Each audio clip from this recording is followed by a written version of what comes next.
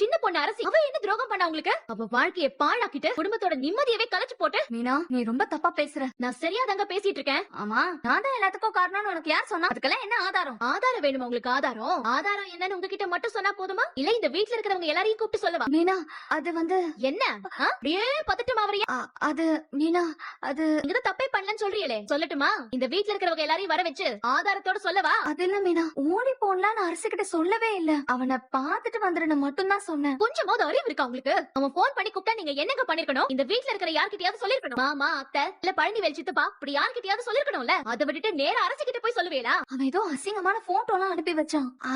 அதெல்லாம் பொய்யான போட்டோவாமே. நீ அரசு கிட்ட எதுவும் பேசுனியா? நான் அரசு கிட்ட பேசுனா பேசலையா, இதெல்லாம் உங்களுக்கு தேவையில்லாத கேள்வி. அது உண்மையான போட்டோவாவே இருக்கட்டுமே, அவங்க ரெண்டு பேரும் காதலிக்கும் போது எடுத்த போட்டோவாவே இருக்கட்டுமே. அந்த போட்டோவை வச்சு ஒரு பையன் ஒரு பொண்ணை மிரட்டுறானா, நீங்க என்ன சொல்லிருக்கணும்? அதெல்லாம் பார்த்து பயப்படாதன்னு தானே சொல்லிருக்கணும். அவனை பிடிச்சு போலீஸ்ல கொடுத்துக்கலாம், உன் வாழ்க்கையை நீ பாருன்னு தானே சொல்லிருக்கணும்.